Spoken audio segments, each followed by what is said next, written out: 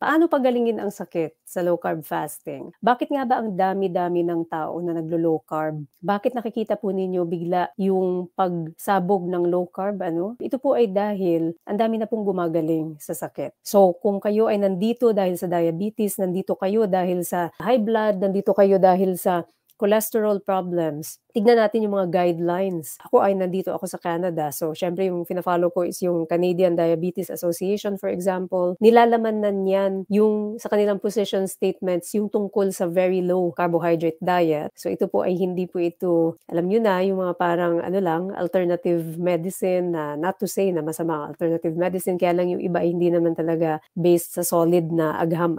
So, ito pong pinag-uusapan natin dito ay talagang solid na agham. Kaya nga po, ang pagpapagaling sa sakit, tinutugunan talaga sa root cause niya. Ano ba yung pinagmulan? Pinagmulan, normally lifestyle. Lalo na sa ating mga kapwa Pilipino, nakikita po natin, sa lipunan ng ating mga Pilipino, nasa Pilipinas man yan o nasa ibang bansa, kahit dito sa Canada, sa mga pasyente kong Pilipino, ito yung nakikita ko. Ang talagang pinagmumulan ng sakit, lifestyle. So, paano pagalingin ang sakit sa low carb? Sa pamamagitan ng nutrisyon at tamang panahon ng pagkain. So, fasting. Bakit yan ang pinupuntirya natin? Dahil po yan ang sanhi eh. Kung ano yung sanhi, tapos yun yung tinugunan mo, edi gagaling sa sakit. So bakit nga ba nagkaka-diabetes, doc? Nasobrahan po yung paggana ng hormone na insulin to the point na sumobra-sobra na at hindi na siya nagre-respond sa stimulation sa kanya. Sobra-sobra yung pagkain ng carbohydrate na nagpapalala nung insulin resistance na tinatawag natin. Yun yung dahilan ba't nagkaka-diabetes. Bakit nagkaka-high blood, doc? Ganun din. Issue tungkol sa insulin resistance, hyperinsulinism. Sabi ni Dr. Jason Fong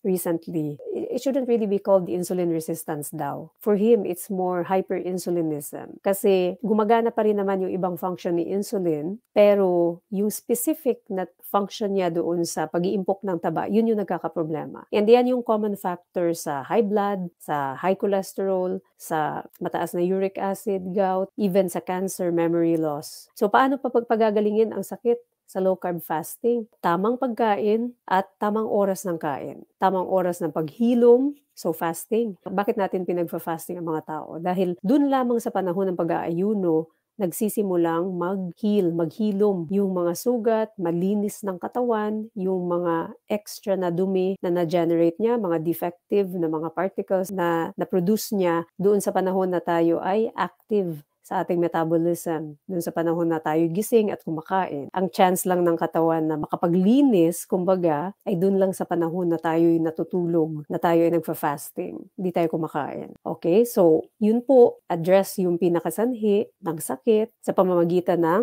pag-address ng ating pagkain, anong kinakain natin, at oras ng kain.